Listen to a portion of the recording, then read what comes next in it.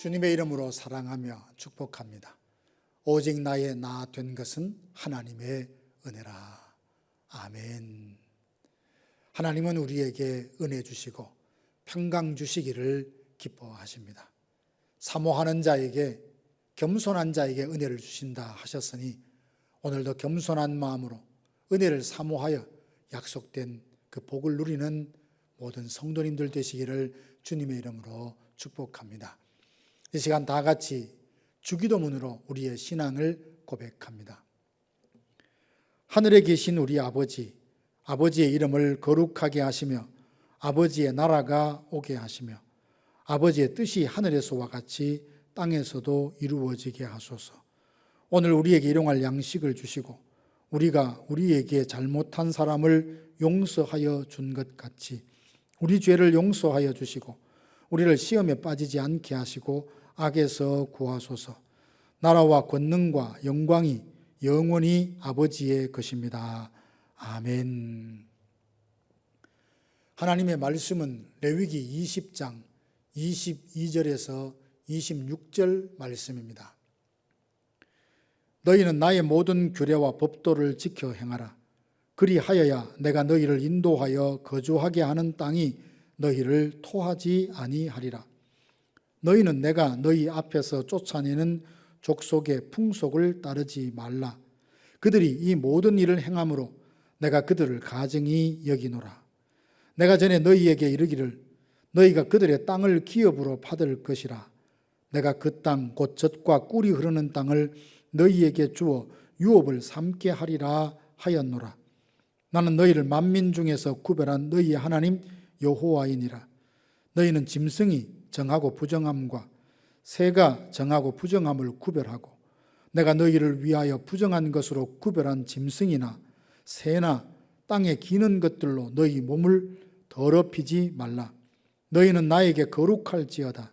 이는 나 여호와가 거룩하고 내가 또 너희를 나의 소유로 삼으려고 너희를 만민 중에서 구별하였음이니라. 아멘. 레위기 19장은 구약의 율법을 요약했다라고 할 만큼 여러 계명들을 요약하여 기록하고 있습니다. 10계명의 내용과 내 이웃을 내 자신처럼 사랑하라 하시고 노인을 공경하고 외국인을 사랑하고 공정한 재판을 행하라 말씀하십니다. 그러고 보면 참된 거룩은 경건한 삶이 뒷받침되어야 한다는 것을 알 수 있습니다. 레위기 20장은 율법을 어겼을 경우 받을 처벌이 무엇인지 밝힌 후에 우리가 하나님의 말씀을 지키며 거룩하게 살아야 되는 이유가 무엇인지 가르쳐 줍니다.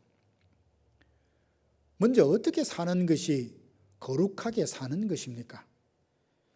이웃 사랑을 실천하는 삶이 곧 거룩한 삶입니다.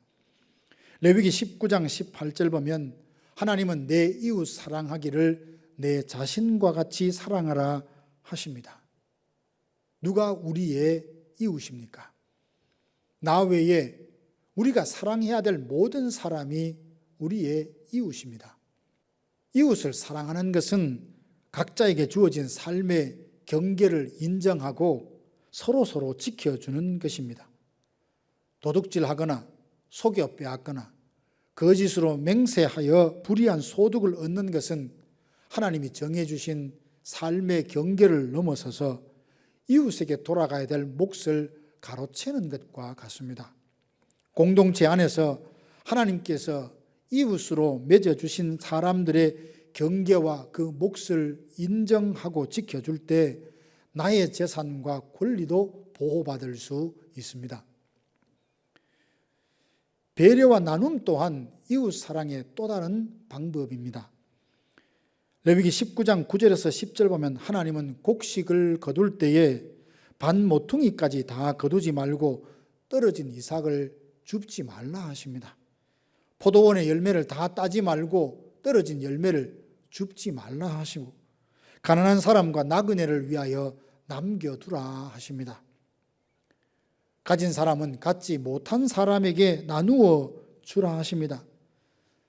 특별히 사랑을 베풀어도 되갚을 수 없는 사람에게 베푸는 선은 하나님께 꾸이는 것이라 하나님께서 직접 갚아주겠다 약속하십니다. 그러므로 가난한 자는 하나님께서 내게 주신 것으로 나눌 대상이 되어 우리로 하여금 더 풍성히 얻고 누리게 하는 축복의 기회가 됩니다.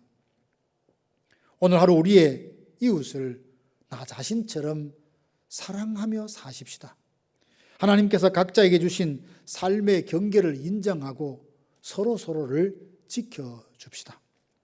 이웃을 배려하고 내게 주신 것을 나눔으로 축복의 통로가 되어 우리의 작은 섬김을 통하여 누군가의 삶에 예수님의 사랑이 흘러가게 되기를 주님의 이름으로 축복합니다.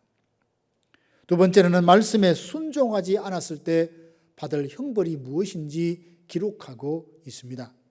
레위기 20장에는 반드시 죽이라 라는 말씀이 7번 나오고 백성 중에서 끊어진다는 것과 자식이 없이 죽게 될 것이라는 형벌이 기록되어 있습니다.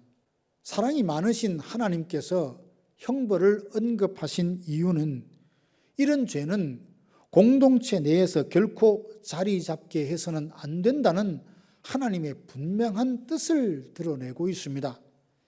하나님께서 죄의 형벌에 대해서 말씀하셨더라도 대부분 심판을 유보하시는 것을 봅니다. 아담에게 선악과를 따먹지 말라, 먹는 날에는 정녕 내가 죽으리라 하셨습니다. 그러나 아담은 선악과를 따먹고도 곧장 죽지 않고 그 심판이 유보되었습니다. 지금도 하나님은 거룩하셔서 죄를 조금도 용납하실 수 없으십니다. 그러나 죄인을 당장 심판하지 않으시고 오래 참고 기다리십니다. 이렇게 하시는 이유는 죄인이 회개하고 돌아오기를 기다리시기 때문입니다. 그러나 죄인들은 범죄한 후에도 속히 징벌이 임하지 않으니 죄를 짓기에 더욱 담대합니다. 때로 악인들의 형통함을 보면서 낙심이 될 때가 있습니다. 하지만 악인의 형통은 잠깐일 뿐입니다. 온갖 불의로 진리를 막는 사람들, 하나님을 알되 영화롭게도 감사하지도 않는 사람들, 그 마음에 하나님을 멀리하고 우상을 섬기고자 하는 그 많은 사람들, 즉각 심판하지 않지만 언젠가 그날이 도둑같이 임하여 의인은 영생에 들어가고 악인은 영벌에 처하게 될 날이 반드시 있습니다.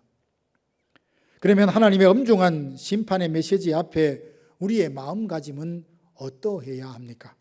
하나님께서 율법을 어긴 자에게 형벌을 내리신다 하여서 형벌에 대한 두려움 때문에 죄를 멀리하고 선을 행해야 하겠습니까? 형벌에 대한 두려움 때문이 아니라 하나님을 사랑하기 때문입니다. 하나님을 사랑하기에 죄를 멀리하고 의롭게 살려고 하는 겁니다. 예수님은 나의 계명을 가지고 지키는 자라야 나를 사랑하는 자라 말씀하셨죠. 주님의 말씀을 순종함으로 우리가 주님을 얼마나 사랑하는지 삶으로 고백해드리는 모두가 되기를 간절히 바랍니다. 하나님은 어둡고 악한 세상에 우리를 두시며 너희는 세상의 소금이다, 빛이다 말씀하셨죠. 그래서 우리가 가는 길은 고난의 길이요 자기를 부인하지 않고는 걸을 수 없는 길이기에 눈물이 마를 날이 없습니다.